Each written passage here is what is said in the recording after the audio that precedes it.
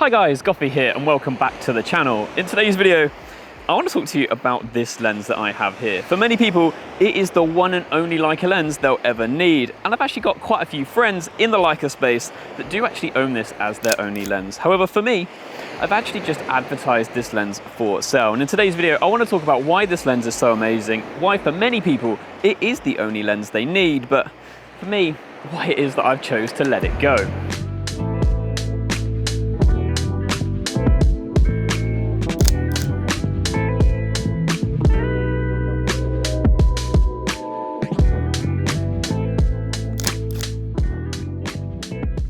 So before I tell you what the lens is, can you guess, before I let you see it? Now, the lens for me, if I could only own one lens, would be this. It is the Leica 35mm Summilux. Now, I've not actually got the newest version, I've got one of the older versions, but it is still an incredible lens. I think for many people, this versatile focal length combined with a nice fast f-stop makes it a super versatile lens. And if I was to only own one lens, I think it probably would be this. I guess one of the downsides is that I can own more than one lens, and that's part of the reason why I'm going to be moving this on.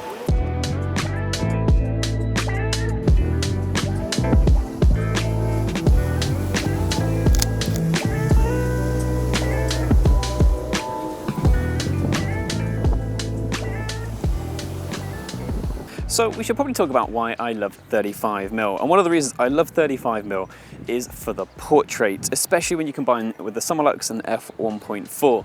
So far today we've taken quite a lot of portraits of Claire, and this is definitely one of the reasons why I find myself reaching for this lens. Now this lens in particular is not one of the more recent Summiluxes, and for portraits it does add this little bit of softness to them that I actually quite like. I say in a lot of my videos I would rather the lens was sharper, but for portraits they end up looking okay at f1.4. There's also a little bit of vignette, which again for portraits I don't really mind, but that's definitely one of the reasons why I find myself reaching for this lens, and that is portraits.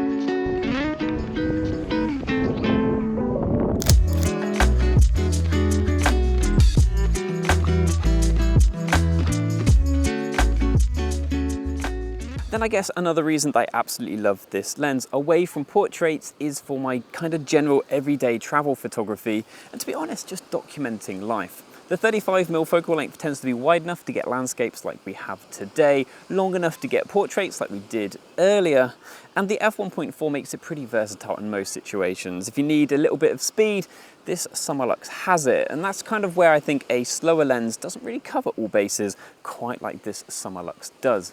I've used this lens quite a lot in the past, but recently, and you'll know from a video I made last week, the 28mm is the lens that has been making me kind of reconsider it. Because as versatile as this lens is, for me, there's pretty much always a different lens I would rather pick up. When it comes to versatility, I'd rather have my Ultron. That 28mm focal length for extra bit of width, I think leads itself to my landscape and general everyday photography a little bit better. And especially because I picked up the M11. Picking up the M11 is kind of the nail in the coffin really for the 35mm Summilux, because I've now got all this cropping capability that with the 60 megapixel sensor, it basically just covers off anything I could ever want from this 35mm lens. And it is picking up the M11 that's kind of ruined the 35mm Summilux for me because of combining the M11 and the Ultron as well. Then away from the kind of everyday versatility of the 28, when it comes to portraits, as much as the portraits from this lens look incredible, I basically always rather have a 50mm. And the 50mm Summilux kind of covers off all the portrait needs I could ever have. So for me, this lens, as incredible as it is, it always feels like a bit of a jack of all trades, but master of none.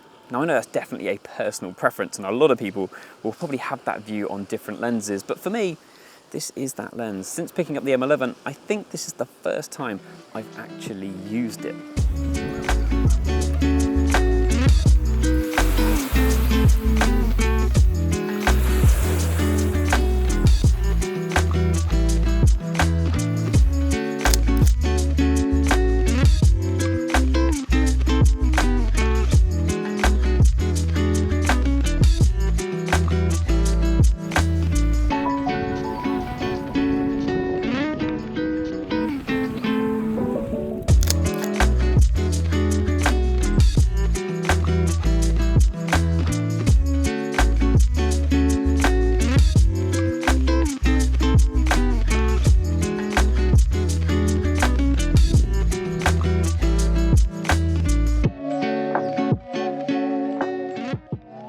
We had such a good time at the coast. The weather was so good. It did feel a little bit weird going down to the beach so late in the evening. Normally we go early morning, but it was more than worth it. I really like how some of the images turned out. Now there is one more thing about this 35mm Summilux that I've come to not like over time.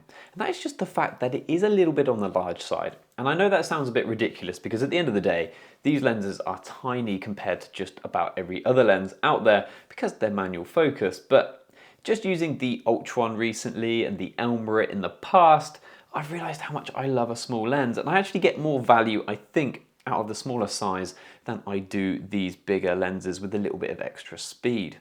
So I've decided, like I said earlier in the video, that this lens is going to be up for sale for most of the reasons that I've mentioned today.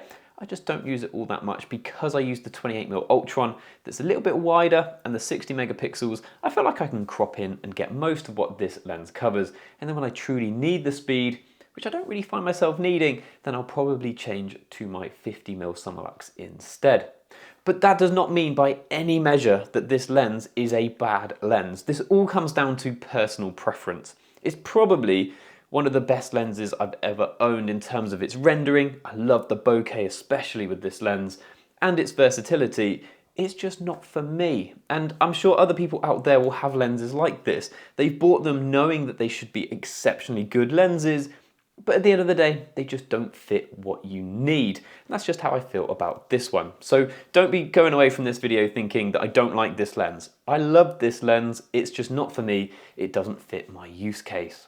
But before I go and end this video, there is one thing that I want to point out to you, and that is the fact that I know for a fact, because I can see it in my analytics, that most of you that watch my videos and come back and watch them aren't subscribed. So if you've enjoyed this video, guys, please do not forget to like and subscribe, and hopefully I'll see you in the next video. Thank you for watching. Cheers.